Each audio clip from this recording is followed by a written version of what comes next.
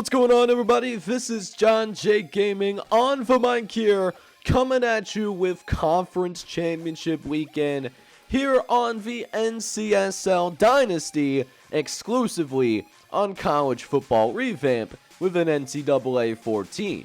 For the past 14 episodes, we have seen gameplay unfold and team legacies be defined. However, the regular season is not the most important thing when it comes to college football. It is actually what happens from this point on that really defines your legacy as a team, as a program, even as little as an athlete and a coach.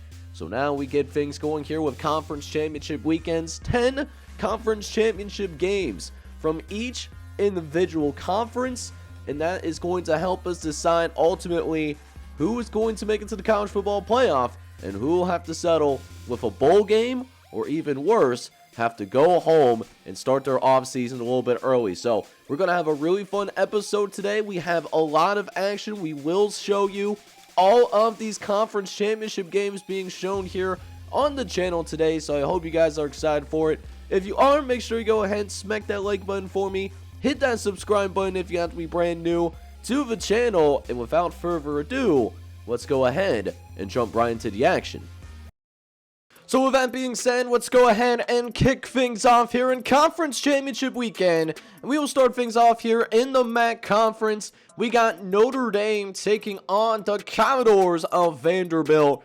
And Vanderbilt is in a must-win situation. They need to win this game if they want to experience bowl season. They are currently one win short. Notre Dame, they're just trying to finish the season strong. Very disappointing season for the Notre Dame Fighting Irish. So we'll see if they come out motivated in this ball game. It looks like they might have some motivation to prove at that 6-6 record, well, they are actually a lot better than what that record actually shows. They're trying to prove that you aren't what your record actually is. So Notre Dame, they will take a 2-touchdown lead pretty quickly in this ball game, as we'll see the Notre Dame Fighting Irish handing it off to Ed Turner. He'll find his way into the end zone.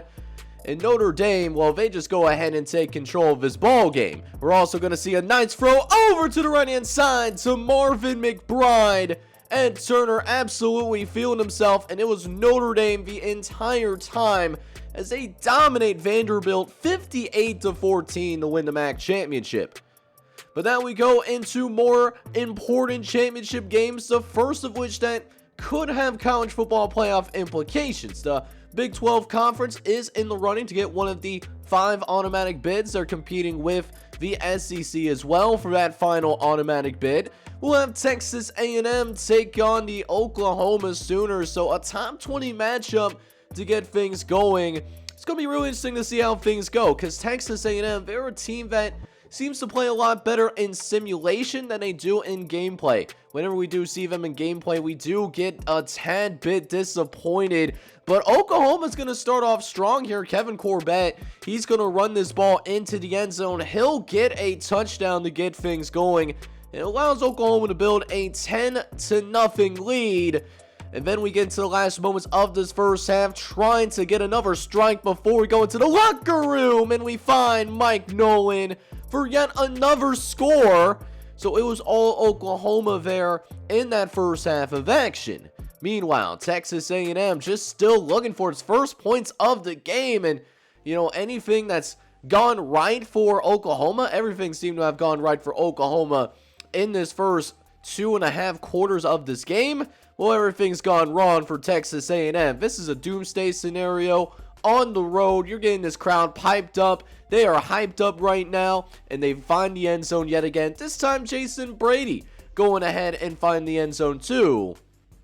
So now Texas A&M down 24-0 as Lawrence Hughes is trying to lead some sort of comeback. If they are going to have any chance of coming back and winning this game, they need to come out here and they gotta score on this drive. And it looks like they might do so as someone got away from the secondary. Mike Sepp is going to escape from that defense. And now they're going to go for 2, trying to make this a 2-possession game. However, Lawrence Hughes does get sacked in the backfield, does not get that pass off. so it still does remain a free score game. However, Texas A&M is at least not going to be shut out in this game, and they actually might make a little bit of a run here for themselves, as Terrence Boyd, the true freshman for the Texas A&M Aggies, he's going to get a huge interception, allows Texas A&M the chance to cut this deficit even further, as Hughes tries to throw across the body. But if you're a quarterback watching it right now, that is what you don't do. And this actually might be going the other way unless we see some flags, which we actually don't. So Greg Wright gets a pick six, and Oklahoma runs away with it, wins pretty convincingly, 31-6. And now we'll see if the conference does enough for the Big 12 to get an automatic bid into the college football playoff. But for now, we'll go to the Sun Belt Conference, as one of these two teams will be guaranteed to go in. You got LSU taking on the Rebels of Ole Miss, a top 10 matchup. The winner of this game will be very fortunate to get the very first NCSL berth. As we take a look at the standings real quick, Ole Miss dominated conference play. Their only loss, a week 1 shocker to Western Michigan, while LSU, they started off its preseason #1 team in the country. They did have to beat Arkansas last week to be here, but Ole Miss gets the host, and a little bit of a surprise here on the field with Ole Miss. Snow in Mississippi, imagine all of that, right? That is absolutely crazy to see, but Ole Miss doesn't seem too fazed by it right now. They are actually playing pretty strong to start this game, and look at this run. That is a tight end that is going to rumble and stumble all the way into the end zone. That's Brian Sanders that takes that one to the crib. That was a determined man that was certainly on a mission right there. So Ole Miss, they extend their lead into the second half. They now have a 17-6 lead that they are actively working off of, but they're able to move the ball down the field yet again. Terrence Manson, wouldn't be surprised to see him playing on Sundays. He's going to run that ball into the end zone. That's a touchdown for Ole Miss, but they do miss the extra point though, so you do hate to see that. But that being said though, Ole Miss, they are going to continue that high scoring. DeMarcus Underwood getting the carry. He takes it out 30 yards. He's been having a very efficient day here on the ground. As again, they'll hand it off to DeMarcus Underwood, who breaks a couple of tackles. Hang on now, he's still on his feet too. It actually was Justin Ferwerda that had that carry. And it does help Ole Miss get into the red zone once again, as they'll take the speed option out to the right-hand side. And it looks like it's Terran Manson who is going to be untouched and finds his way into the end zone yet again. And just a dominant affair for the Rebels, who already put up 30 points in this game. Anthony Williams, someone who was a Heisman Trophy favorite, well, he's not looking like a Heisman Trophy candidate at all.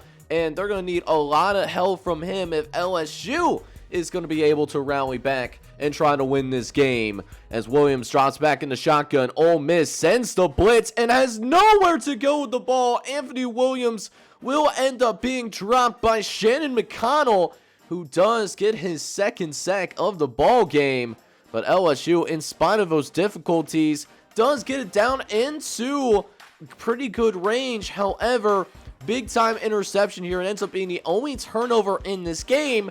It is Alfred Flynn that gets that interception, the Sacramento State transfer from the FCS Dynasty, for those of you that are OGs of that series. But Ole Miss couldn't do anything with it, and eventually LSU, they will move the ball right back down the field. They'll get another touchdown, and so go for the 2-point conversion. But again, nowhere to go, as LSU has been bamboozled, they have been flabbergasted, and they were straight up not having a great time in this game by any stretch of the imagination, as Ole Miss is going to beat LSU 30-12, as it looks like that Ole Miss will automatically punching their ticket into the college football playoff. So now we go over to one of the biggest surprises of the season. We got the Syracuse Orange they will be playing host to Navy. Syracuse and Navy going at each other. Not every team's playing against each other this season, but Syracuse, a team that started unranked. They were not ranked to start this season at all, but here they are, undefeated. One of just 3 undefeated teams left in the NCSL, and Syracuse is indeed one of them, as Navy will look to try to go out there and prove that, hey, we can take them off the map. And, Navy, we'll see what Syracuse can do to this Navy squad here, as it looks like Jacob Butler is actually going to pitch it out to the right-hand side. He's actually got a lot of space to work with. He's actually breaks a tackle, and he's going to be just short. Reggie Ingram gets brought down inside the 5-yard line. He'll be brought out at the 1-yard line, where Anthony Lewis will take care of the rest of the business, as Syracuse is going to punch that one into the end zone. And an opening drive, you can't ask for a better start. Matter of fact, Syracuse might open this up even more so early, as Butler facing some pressure, but is going to throw this ball into traffic. Jacob Butler, what are you doing, my man? You had a field goal and just felt the heat a little bit too much there. So now Navy with an opportunity to try to tie this game back up and go into their star quarterback, Kyle Walker. Kyle Walker starting to get close to 1,000 yards rushing on the season. Not much of a passer in that triple option offense. And man, it looks like Navy, they might be going to those passing plays in the playbook here pretty soon, because Jeremy Carter, he's going to intercept this pitch, take it all the way back to the crib as well. And we're looking at a 50-yard touchdown. The Orange now up 14-0. Make that 21-0 as Pat Pleasant gets one thrown on the money to him. That will be the first touchdown pass for Jacob Butler in this game. And the Orange, well, they are absolutely dominating this game. Never find, you certainly wouldn't be saying that often in real life. At least not very often, but that's the beautiful thing about video games. Anything can happen. And this Syracuse team, man, it might be legit. We'll see if they can keep them out of the end zone, though, before the end of the half. And it looks like there's a fumble on the ground that's also recovered. Looks like by the same guy that had the pick 6, if that makes any sense. So Syracuse does keep Navy out of the end zone before the end of the half. So a 21-0 lead here for Syracuse Orange, but that doesn't mean it's been a perfect day by any stretch of the imagination. Jacob Butler is going to throw his second interception of the game. And then here we are, 1st and 10. Navy couldn't do anything following the interception. Butler's just going to go ahead trying to run it upfield. He's actually got some blocks. Can he get to the corner? No, he can't make it to the corner in time, but a 21-yard rush for Jacob Butler. He's going to set up his tailback once again, Anthony Lewis, who will get his second touchdown of the day. And the Orange run away with it, winning a convincing one, winning 42-7 in order to complete the undefeated season. We definitely should be seeing the Orange in the college football playoff. So now we go into the American Conference. Nebraska, if they can win this game, Nebraska will be in. Wisconsin, on the other hand, they also could get in because the American does come in as one of the better conferences in college football. While they don't have that top team, that elite team, Nebraska did lose to Colorado earlier this season. That being said, though, there's a lot of good teams here in the American, and that's why they're in the top 5 conferences in the country. So we'll see what Wisconsin can do. I don't think that Wisconsin might have enough to slow down Nebraska. However, Wisconsin proved me wrong early on, as we do still have a tie ball game into the second quarter, as now they're going to run this ball up the middle, and Greg Cutler is going to give Wisconsin, they actually have the lead. They have the lead against the Cornhuskers, and they're going to be looking to expand that lead even further,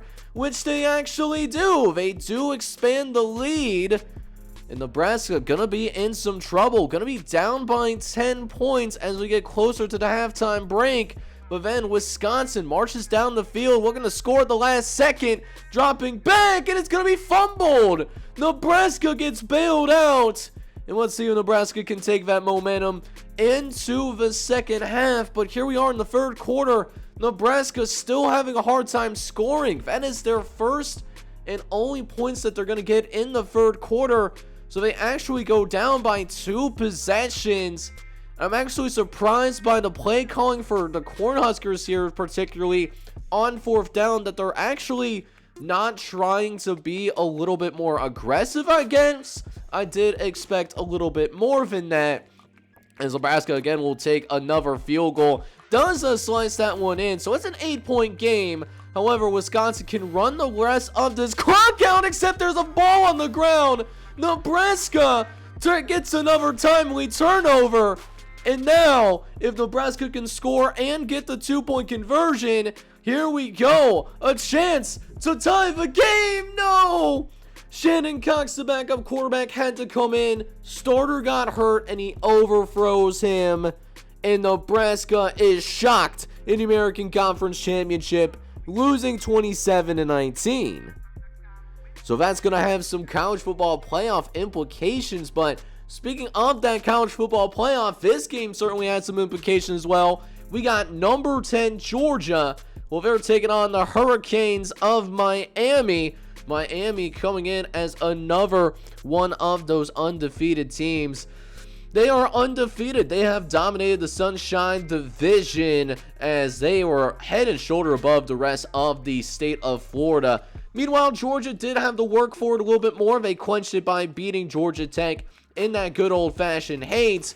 But this is actually a rematch from earlier in the regular season. I believe week number 3, we turned this game for a thumbnail for that week number 3 episode, if I'm not mistaken. So hard, really hard to come out and beat a team twice. We'll see if they are capable of doing just that. But it does look like, at least early on in this game, Georgia is going to make it as humanely difficult as possible, as Casey Carter does get off to a rough start and eventually does lead to Elliott Hartman scoring on the opposite end. So Georgia will end up striking first. They'll take a 7-0 lead, but with 30 seconds left to go in the half, Miami is going to find the end zone. They call Casey Carter's number. Hey, Mr. Carter, where have you been in this game? We got a tie game all of a sudden, but Georgia with a chance to strike before the end of the half. We're going to go deep downfield. Got a guy, but it's underthrown. It's going to be intercepted with 10 seconds left to play in this first half. And just a brilliant job of tracking this ball down. So we got a tie game at the half. And it looks like points are going to be hard to get in this game because the defenses for both squads, man, they really brought it today. It's been a problem. As now Georgia faces a 3rd and long, trying to make something happen. Only a 3-man rush for Miami, and it looks like that is exactly why. Forcing a coverage interception. Miami taking it down to about the 15-yard line, courtesy of Fred Stewart. Fred Stewart giving a red zone opportunity to the Hurricanes. They got to capitalize on this opportunity, and they will with one of their backup running backs, Marvin Downing. Downing is going to provide Miami their very first lead of the game, and they're going to look to expand that lead as well as Casey Carter finds Corey Tuttons in the back of the end zone. So Miami now with a 21-7 lead and possibly 1 quarter away from going to the college football playoff. Can Georgia provide a comeback? And this is a great throw to the outside. That's one way to come back. Get some big plays down the field. 3 minutes left to play though. They got to convert this 3rd down. Dropping back. Facing some pressure. Looks over the middle and finds Lamar Cobb. Somehow in all of that traffic, he still finds Lamar Cobb. And it's back to being a 1-score game, but Miami can ice it though. 2 minutes to go. Carter choosing to throw. He's got a guy, and he finds him for a huge play. But they can't run all of the clock out, but that field goal should seal it. 10-point game, 1 minute and 12 seconds left to play. Georgia needs nothing short of a miracle now. Dropping back, facing some pressure, and Andre Bryant gets sacked. And they got to get the guys back to the line quickly. Got to convert this if they want to keep the game alive, and they do. Michael Bryant gets the reception. Here comes the Bulldogs now. Couple plays later, 15 seconds left. Bryant dropping back, looks over the middle, wants a touchdown, and he's going to get it. Lamar Cobb is going to make it a field goal game, and all of a sudden, this onside kick becomes really important. Can Georgia recover and keep their hopes alive? It's a solid kick, but Miami steps up and recovers it. Chris Thompson is going to be bringing Miami, ultimately sealing their fate into the college football playoff as the Hurricanes finish with a perfect record. So now we go out to the West Coast as we got Colorado taking on Boise State. Boise State coming in ranked number 14 in the country. And Boise, both these teams are really good teams. Boise, one of their losses was to USC. And USC, they might be in the conversation going to the college football playoff. Meanwhile, Colorado, I have no idea why Colorado isn't ranked. I would think that, in this geologically realigned college football universe, that 9-3 would be enough to go and get into the top 25 at the very least, but that hasn't happened. That has not happened at all, actually. And it's not like the Mountain West is a terrible conference, right? There's worse conferences out there than the Mountain West, at least here in year number 1, but Colorado trying to prove some people wrong. They're trying to get into that top 25, and sending a message to Boise State like this, that would be the perfect way to do that, as it took almost an entire half, actually, for Boise State to find the end zone. 2 minutes left, and Boise State just now gets on the board, but then Colorado, they go to the fullback, Tremaine Johnson. Tremont Johnson going to get into the end zone for the Buffaloes, and the Buffaloes are stampeding through this conference championship game right now, but it goes to show that Boise State, well, they are not going down without a fight, though. They get another touchdown, cut this down to a 2-possession game. So we'll see if Boise State has that extra gear in order to catch up to the Colorado Buffaloes. However, it looks like their backup quarterback has different things planned, getting it out to the tight end, over on the right-hand side, and takes it all the way in. A touchdown for the Buffaloes. And a pair of field goals after that for Colorado. That is going to possibly push their total up to 40 points if he can come out here and make this other field goal. College kickers, they are definitely erratic, but not this guy right here in Colorado. They are going to dominate Boise State in this conference championship as the Buffaloes win 40-14. That's their 10th win of the year, and if they're not ranked, I'm going to have to riot on their behalf. But now we go back over to the East Coast where we have the ACC championship game. We got North Carolina, who put together a pretty good campaign, 10-2 at this point in the season. Meanwhile, they will be taking on the Charlotte 49ers. Charlotte, a pretty good team in their own right. They were ranked in the top 25 at one point. We saw them notch a early top 25 win against Missouri. Missouri turned out to be a disappointment, but that's besides the point. But Charlotte did beat South Carolina in order to make it here to this conference championship. We'll see if they can do something surprising, as North Carolina, they really have been rolling through the second half of the season. Brian Reese, however, going to get the scoring started, and Brian Reese is an anomaly for sure. You see his passing stats. He has over 3,000 yards passing, but only has 11 passing touchdowns, and that's because when he gets down here, this is a very athletic quarterback, and he is going to use that mobility to get those points on the board pretty often, actually. I don't know if I would call him a run-first quarterback, but down here in the red zone, that is certainly the case, as North Carolina, they are dominating these Charlotte 49ers. Charlotte, one of the smaller programs that more recently joined the FBS. They came up to the FCS in the mid-2010s. So Charlotte hasn't spent that much time up in the FBS level.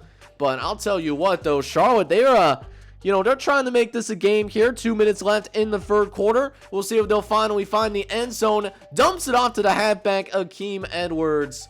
And yes, sir, Charlotte will find the end zone for the very first time today, as Andrew Turner will be credited with his very first passing touchdown of the game.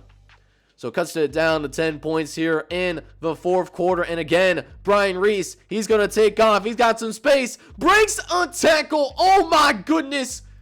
I'm surprised they didn't call that a touchdown. But man, did he lay the head stick. These quarterbacks in the NCSL, they are some tough cookies. And they'll hand it off to Cole Hunter out on the outside. Charlotte cannot respond fast enough. And the lead extends 27-10.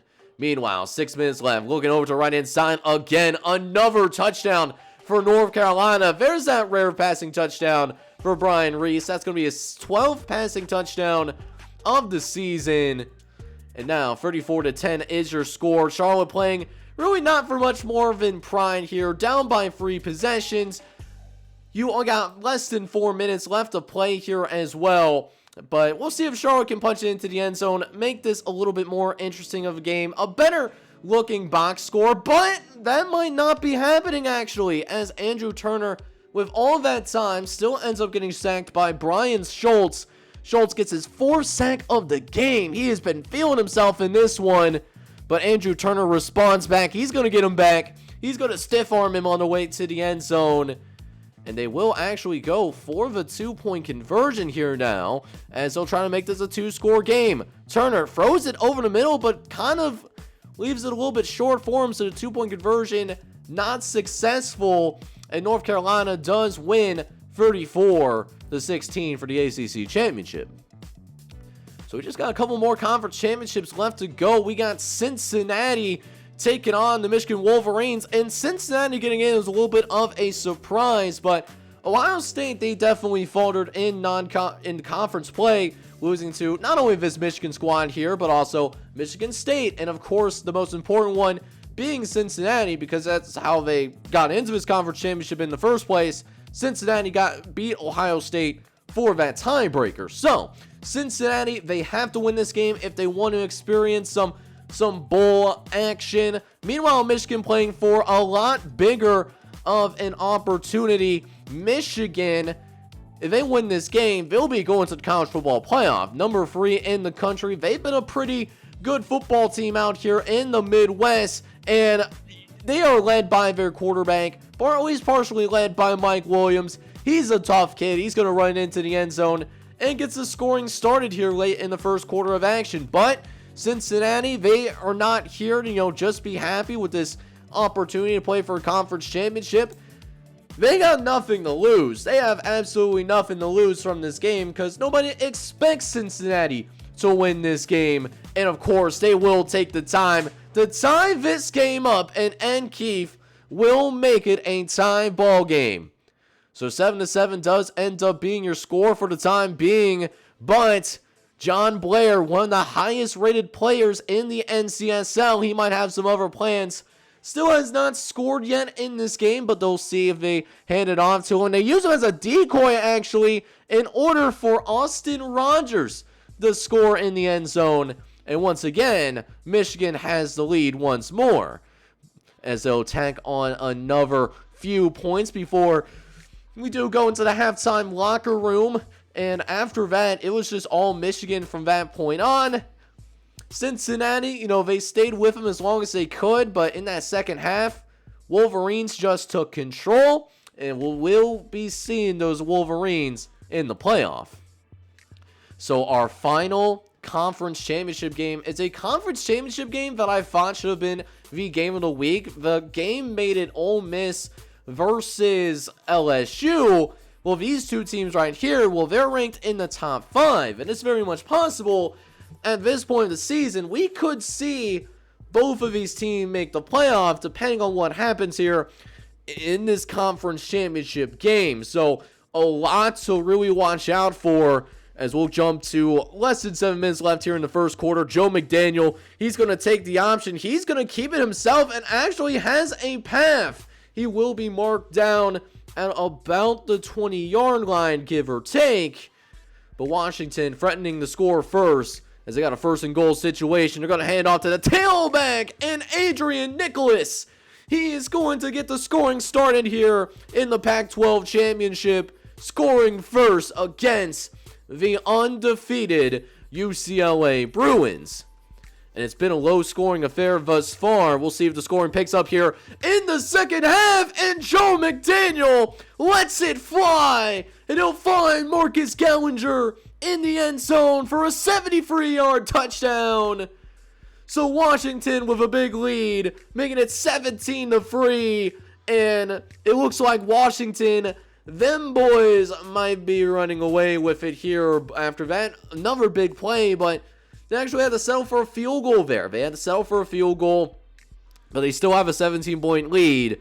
UCLA's perfect record is certainly on the line and in some deep trouble right now, but we'll see Gavin McCullen. He'll finally find the end zone for the UCLA Bruins.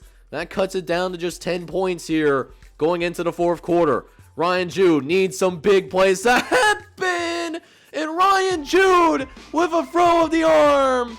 He's going to make this a one-score game, and UCLA, they are right back into this game.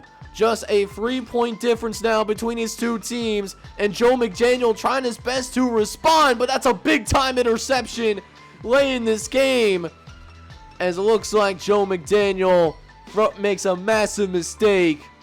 So now UCLA with a chance to take the lead. Jude fires to the right-hand side, and Ron Thomas gives UCLA the lead. And Ryan Jude having an excellent game, throwing his third touchdown pass, with that final one being the ultimate difference. UCLA wins, and they will indeed remain undefeated. So we have seen all 10 conference championships play out over the course of this episode. And not only have we seen all the conference championships played, we have seen all of the regular season games as well. So we now get to the point where we will see who has the 8 teams that will go to the college football playoff. But before we go into that, let's talk about the 5 conferences that will get an automatic bid due to the strength of the overall conference. 4 of them are no doubters. The Pac-12 conference is number 1 with an average rank of 11.3. In second place is Conference USA with an average rank of 22.3, led by Syracuse. As for the Sun Belt Conference, they're sitting at third with a 22.5 average rank. They are led by Ole Miss. Ole Miss leads them to number 3. At number 4, however, is a little bit of a surprise. The American Conference sits at 23.7. The American Conference, who we did see a pretty big upset from, they will get the automatic bid as the 4th best conference, and because of that, Wisconsin, we will see the Wisconsin Badgers in the college football playoff. That's a huge surprise. Now, as for this 5th one, we did have a 2-way tie, and it is between 2 conferences. The Big 12, who has an average rank of 36.7, and then we also had the SEC Conference, who has an average rank of 36.7. So here is how we are going to handle the tiebreaker between the Big 12 and the SEC. It depends on which conference champion is ranked higher in that national rank. Is it the SEC champion, or is it the champion from the Big 12 conference? And in the new look SEC conference is the Miami Hurricanes, who are ranked in the top 5. The Big 12 does not have anyone ranked in the top 5, so that means that the SEC conference will get that final automatic bid because of their conference strength, and that means we will see the Miami Hurricanes in the college football playoff automatically, but we are probably going to see them anyways, no matter what. So with those automatic bids in mind for the top 5 conferences in the country here in year number 1, let's take a look at the first ever college football playoff here in the NCSL, and it is an 8-team playoff. Top 4 teams are all going to be undefeated teams from the course of this regular season. UCLA, who wins the automatic bid for the Pac-12 conference. Syracuse, who wins the automatic bid for Conference USA. And then we do also see Miami, who wins the final automatic bid, ironically, for the SEC. They barely edged out the Big 12, although Miami would have been in this college football playoff either way. Michigan comes in at number 4, and Michigan Wolverines, they did not get an automatic bid because the Big Ten was not good enough this season, but they were the ones that actually received the first at-large bid into this tournament. They will be taking on Ole Miss, the number 5 seed, who gets the automatic bid from the Sun Belt. Rounding out your field is the other 2 at-large teams. Washington, who does come in at number 6. Great recognition, seeing that Washington did lose a tight game to UCLA, so they were not punished. They will be taking on Miami in the Fiesta Bowl. And then we have USC, who did not partake in Conference Championship weekend. They were the only team not to do that still got into this college football playoff. They were the last team to get in. They are the number 17, and they will play Syracuse in the Cotton Bowl. Rounding out your group is Wisconsin. Wisconsin, because they pulled the upset on Nebraska, Wisconsin gets the final bid into the playoff. They actually do get into the top 25. They actually started this episode unranked. I believe it was number 19 in the country. But Wisconsin, they were the final team in, and they will be taking on UCLA in the next episode. But what we are not going to do is we are not going to see that college football playoff play out in the next episode. In fact, what we are going to do is that we are going to go into every single bowl game that does not involve the college football playoff in the next episode. And even though these teams did not have an opportunity to make it into the college football playoff, these teams still have a lot to play for, as these various teams in the country, they gotta go out and they gotta compete, earn that opportunity to end the season on a high note. And because that there are some bowl games that had to be utilized in order to make the 8-team college football playoff happen, even though they didn't make it in there, still to make it into a bowl game, that is a really big privilege, and I hope these teams take advantage of it. It should be a fun episode. I hope you guys are excited for it. If you are, make sure you go ahead, smack that like button for me, hit that subscribe button as well. If you do have to be brand new to the channel, this is John J. Gaming on the mic signing off. But hoping you guys are all out there having a good one. Take care, everybody.